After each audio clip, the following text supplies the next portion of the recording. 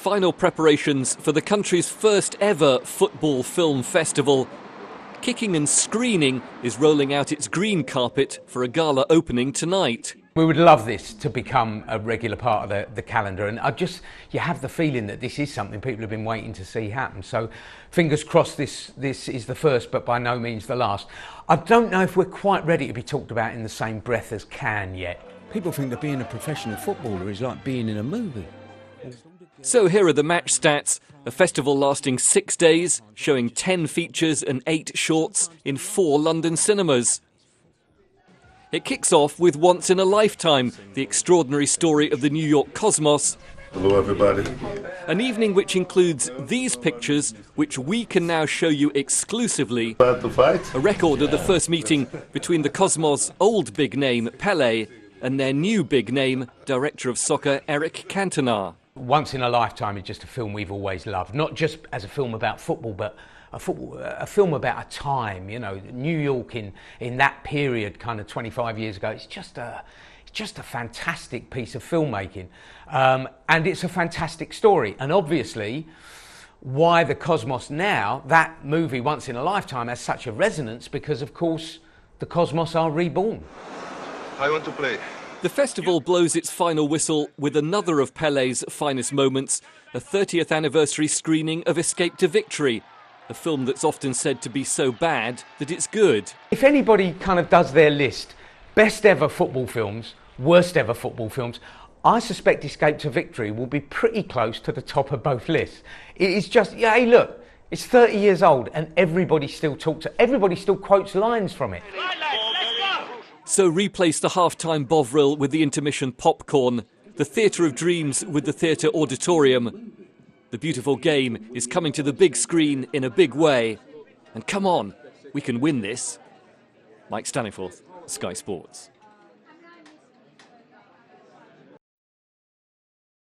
Let's go! It's not easy being me.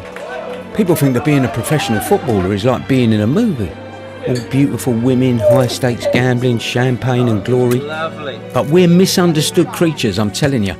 My life mainly involves lots of running and kicking. Lots of kicking. And when I'm not running or kicking, my life often resembles a bad rom-com in which I spend a lot of time being shouted at. Sometimes in Spanish. Or a psychological thriller where I play the victim. Amongst all the girls and the games and the crying and the kicking, there are times when I just want to get away. Sometimes the last thing I want to think about is football. Well...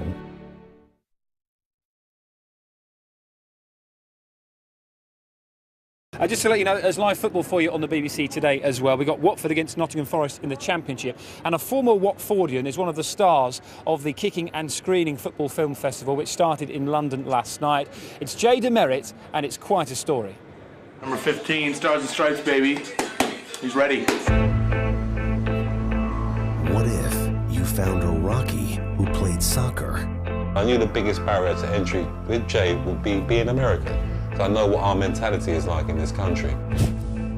We thought Jay was crazy going to England. What if an unheralded American tried to fight his way into big-time English football? When I first came to Europe, I think I had about $1,800. And I used to pretend like these were players. So I used to kind of take the ball and I would and then I'd kick around it. Everyone was talking about a couple of forwards we had, and I said, who's the centre half? It is a match worth millions of pounds for a place in the Premiership. What if he stood one step away from the promised land? Ashley Young delivers.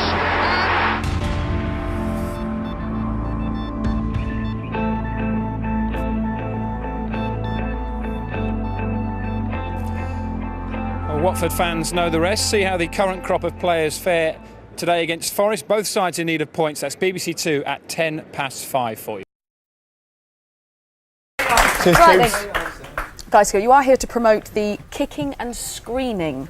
It's a football film festival. Can you tell us a bit about it, please, and how you got involved?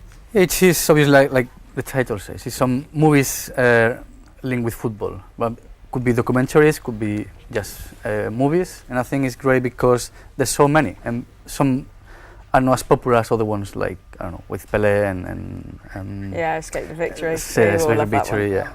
But there's so many others, like showing football from another angle, from different angle, and showing how it's the inside of football. Because people only get football from big stadiums, big money, but there's a lot of more involved in that for the players. Like sacrifices they make, the times where they go with injuries and personal situations.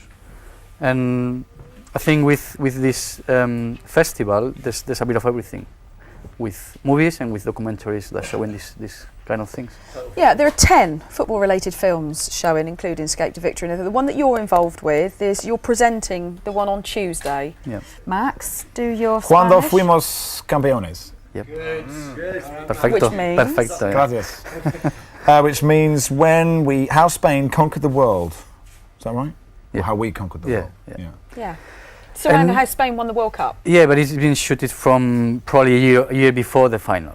So it's one of the documentaries that shows, especially on Iniesta, how he struggled with injuries, how he emotionally suffered from his best mate, Jarque, died, the player from Espanyol, and how he goes through all that year basically, and then become a national hero scoring that goal. Even at the point that I think Del Bosque, the national coach, was considering or thinking about having him in the squad or not, because he was injured a lot of time. Should we have a look? We've got a clip from it. Let's see it.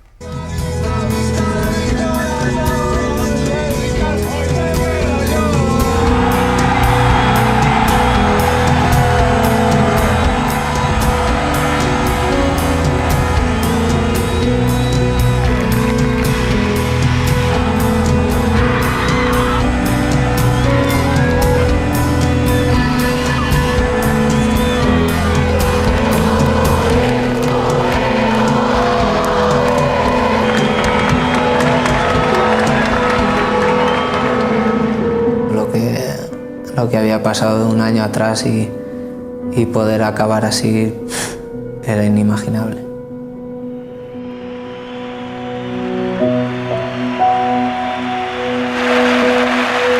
Me hace muy feliz que no solo sea yo recordado, sino que Dani Jarque pues también será recordado.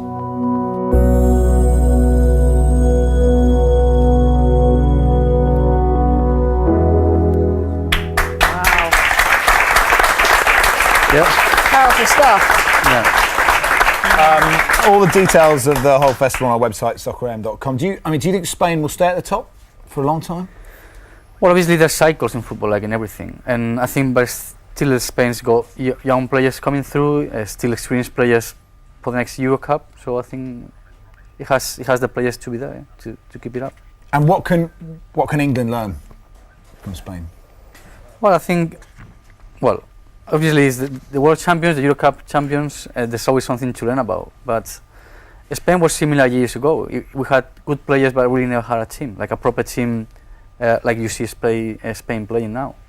So maybe that's something England is. We kind of see like a team, a spirit team. Not that the players don't get along, but on the pitch, there's no, like if it was a club.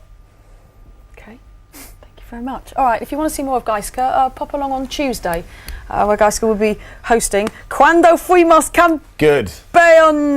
Yes. Perfecto. Perfecto. Oh, he said it was perfect. Gaizka Mendieta, everybody. Cuando Fuimos Campeones. And it's time now for Tom Daly's Dive of the Week. So we've had 15 years of Wenger, nearly 25 of Fergie and 40 of John Motson. Also this week, the Kicking and Screening Film Festival remembered 30 years since Escape to Victory. Remember that? From 4-0 down, an Argentinian called Carlos inspired a glorious comeback against the Germans. Only in Hollywood. From all of us, goodbye. Here's the victory. How'd you like to play football against the Germans? Why not? Ozzy, it's 30 years since you did Escape to Victory. Do you have fond memories of the film? Absolutely wonderful. I remember when we did the film in 1990, it gave me the opportunity to meet a lot of people that I idolized when I was a young kid, like Bobby Moore, like Pelé, for example. To be with them, to be living with them, to be playing with them, it was absolutely wonderful. They treated us how act, Please, Hat. That game means a lot to us. We teach them how to play soccer. Let's go! Let's play ball! What was it like to work with Sylvester Stallone and Michael Caine? Well, they were not the best players in the world. Take it easy, you're as tight as a drum. Just give it a half-time, Colby. Don't let them pull you off your line. We're the only two in the team who are not really footballers at all, you know, so we're the butt of all the jokes. I've never seen anything like it. The ball comes at 100 miles an hour. I mean, I bent my finger, but it's like, look at that. Could be a goalkeeper, not like Banks, but a good goalkeeper. One or two people have said things to him, and you can see him improving since the footballers have been here.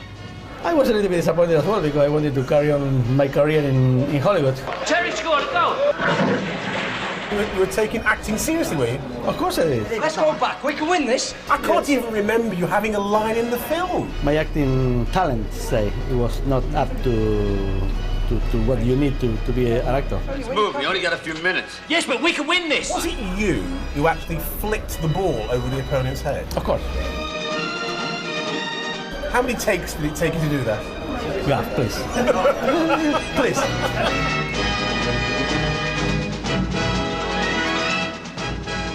It's a stupid game, that I think. It's war.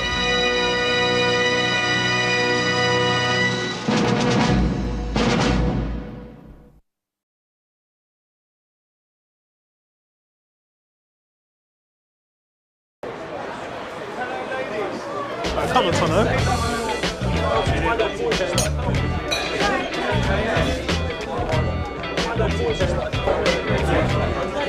It's that girl from Sky Sports News over there.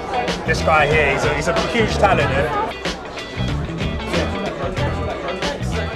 Hey, Mr. Dixon.